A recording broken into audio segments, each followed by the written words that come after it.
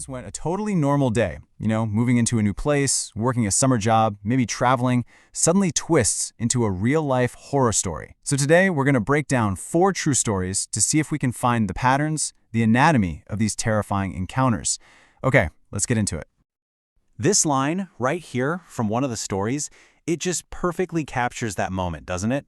It's that split second your gut absolutely screams that something is deeply, fundamentally wrong, way before your logical brain has any idea what's happening. And that feeling, that's the first thread we're going to pull on. You know, what's wild is that every one of these stories starts not with some obvious threat, but with this subtle weirdness. It's that initial unsettling moment where your intuition is basically at war with your conditioning to just be polite. We're going to follow 4 people who had to live through this exact moment. So our first story kicks off on what should be a really exciting day.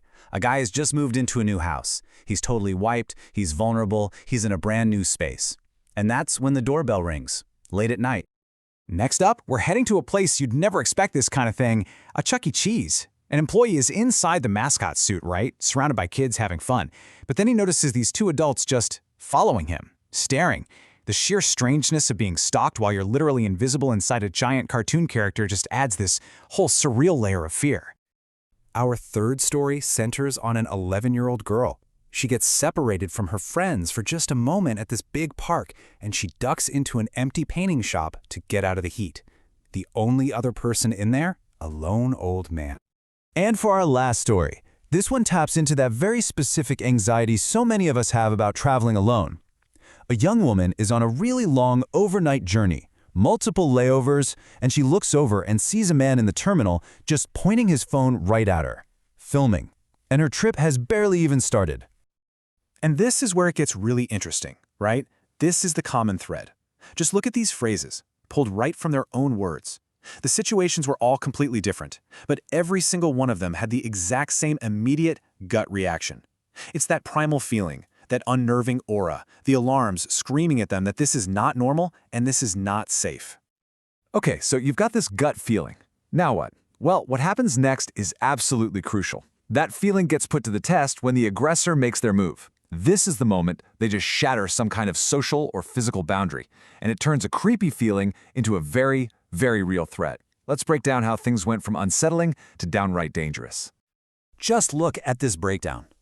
On the left, you've got a totally normal interaction. On the right, a terrifying violation. For the homeowner, the neighbor doesn't just knock. She literally steps inside his house without being invited.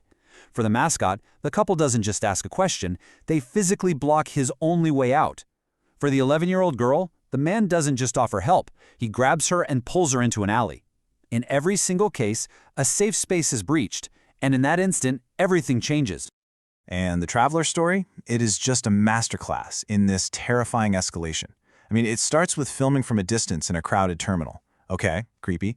Then he follows her onto the plane and keeps doing it. Then he physically tries to break into the lavatory while she's in there. And the climax of it all, he follows her across the entire airport into a women's restroom and literally holds his phone over the stall door. Each step is bolder, more invasive, and more threatening than the last. And this brings us to the breaking point. This is the moment where all the thinking just stops and pure, raw instinct kicks in. The threat isn't a what if anymore, it's here and it's happening right now. This is all about fight, flight, and the desperate primal things people do to survive. Just listen to this quote from the homeowner. He wakes up from what he thinks is a nightmare, only to find this strange woman is actually on top of him, clawing at his stomach. His body is just flooded with adrenaline, and that fear instantly turns into this primal rage, and he just screams, ready to do literally whatever it takes to get her out of his home. For the employee at Chuck E. Cheese, the climax is just brutal. He's been dragged outside, he's in a chokehold from this giant man, and the woman is pressing a switchblade into his stomach.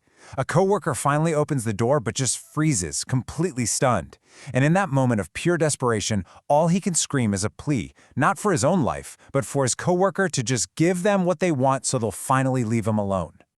And then you have this incredible moment of clarity in the middle of absolute chaos. The 11-year-old girl is tied up in an alley, but instead of panicking, her mind flashes back to a game she used to play with her cousins called Kidnapper. She remembered how they tied the knots, and more importantly, how she figured out how to escape them. That simple childhood memory, in that terrifying moment, becomes the key to her survival. It's just amazing. But you know, getting away isn't the end of the story. Not even close. For the survivors, the encounter might be over. But the horror? That sticks around. The psychological aftermath, these unseen scars, are just as much a part of the whole experience. And this really drives home the long-term cost. A home, the one place you're supposed to feel safe, now feels so unsafe he wants to move. A workplace now triggers these sickening, unwanted thoughts about what happened. A public park becomes a location of a traumatic, repressed memory. And an airport, just a place of transit, is now forever tied to this profound feeling of being violated. The trauma just completely redefined these ordinary places. And this final point, this right here might be one of the most heartbreaking aftershocks of all, survivor's guilt. The number one you see here represents the one protagonist who talked about this. Years later, the girl who escaped saw the very same man in the same shop with another little girl who looked just as scared as she had been. And as an adult, she's haunted by this immense guilt, feeling like she left a trap behind for someone else. It's just a heavy, complicated burden that so many survivors carry. So after breaking all this down, it really all comes back to that first quiet instinct, that feeling of alarms going off in your brain. These stories show us, in the most terrifying way imaginable, that our intuition is one of our most powerful survival tools, which really just leaves us with one final thought to sit with. The next time it happens to you, will you listen?